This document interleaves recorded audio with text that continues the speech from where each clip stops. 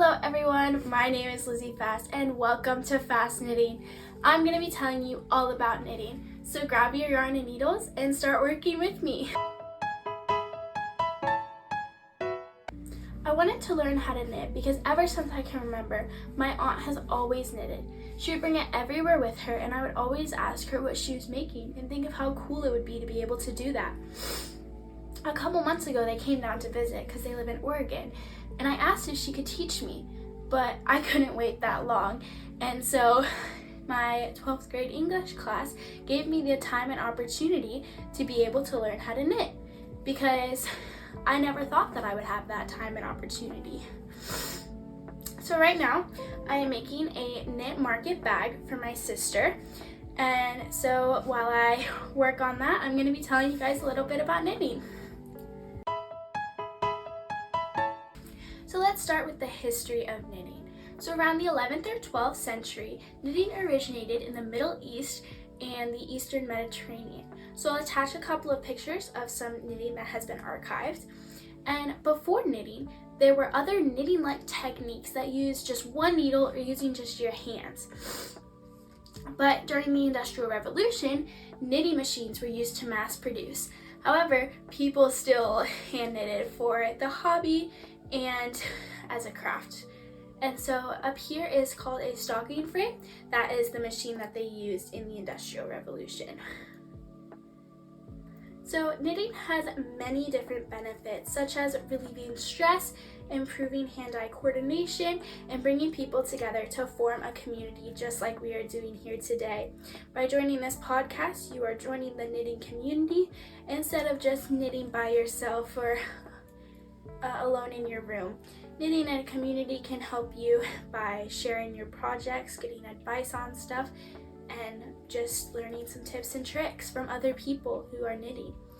And knitting is also a way to express yourself and represent different cultures, as it was passed down by many generations. And also, knitting can be used as a charity work that is provided for the homeless and for children and for soldiers. So it is a great work and deed that can be used. And so my favorite part about knitting is just how constant it is, and it's very calming, and it definitely reduces my stress. The actual knitting. So there are two ways to hold the needle and two ways to hold the yarn. So there's the pen method and the knife method. So I'll use a different needle for this, just an example. So with the pen method, you're gonna hold it, well, like a pen. So it's more here.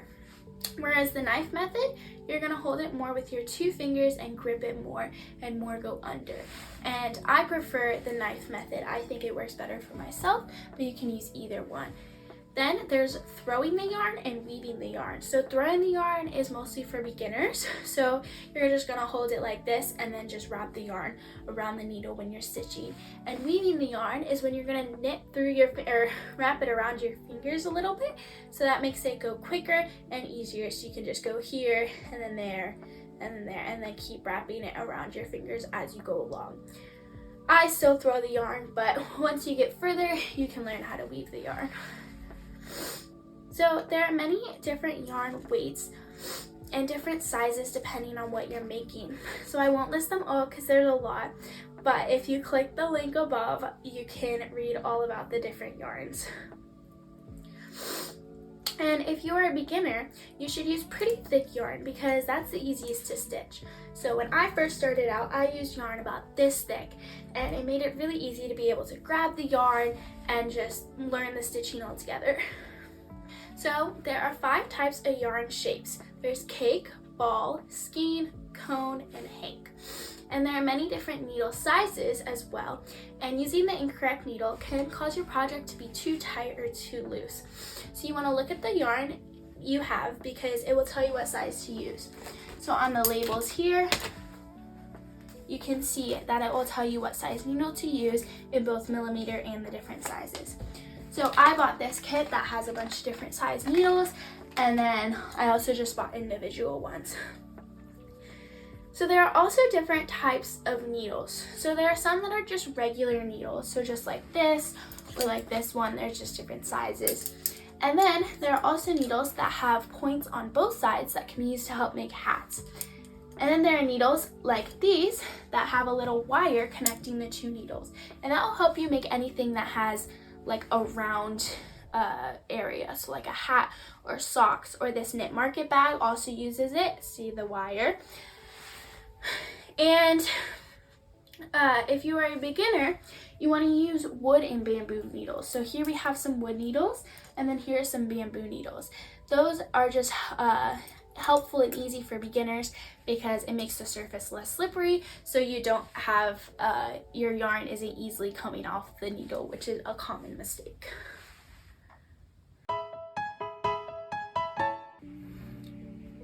So there are 3 basic steps to knitting: casting on the knit stitch or any other types of stitching, and casting off. And then a row is the cast on stitches. So knitting is basically just completing a row after a row in using different stitches. So with what I'm making right now,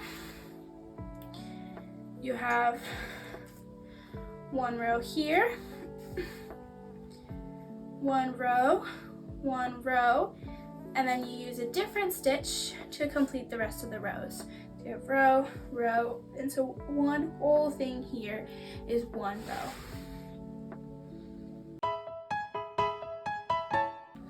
So right now, the knit market bag, which is what I'm making, uses the knit stitch, the purl stitch, and the garter stitch. So what you see down here is the garter stitch. It is tighter. It's basically just a knit and purl stitch together. And then you have the knit stitch, and the purl stitch is used to make the lace area as well as creating holes. And then so far I have created a little small blanket that my dad puts under his head to sleep. And this is just a knit stitch over and over and over again.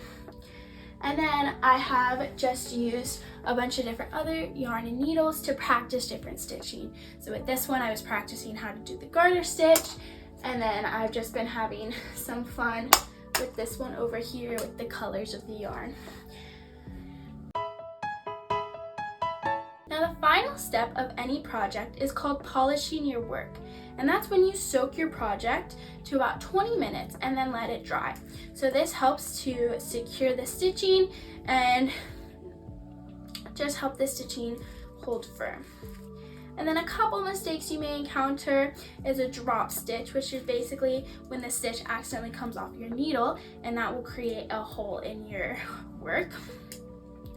Or when your knitting is too tight, or when you run out of yarn and you have to join a new ball of yarn. But don't worry, because all of these are able to be fixed, and I will link the video in the description.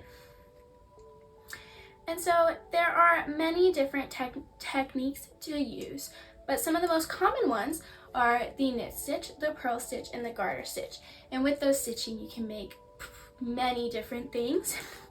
And just like this cute little knit market bag. Also, if you want to make anything that wraps around, like a hat or a sock, you need to know how to knit in the round, which is using these types of needles with the wire.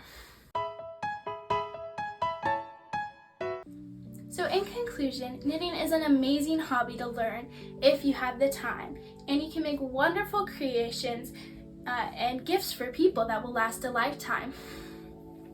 Not only is knitting affordable, these needles were only $4 to $5 per needle, and the yarn is only about $6 per yarn. So it's very affordable, and you can make things that can be used in your everyday life. This knit market bag can be used to carry your groceries. The blanket, you can make scarves to wear, hats, socks, sweaters, anything like that. And it can be used in your everyday life, and it will last a lifetime. So I cannot wait to continue my knitting journey, as I have a long list of projects that I am going to make. I'm going to make a couple more of these knit market bags, one for myself, one for my mom and my friend, and then I'm going to move towards some more complicated things like a sweater or something more complicated like that. Well, thank you guys for watching, and we'll see you next time. Bye!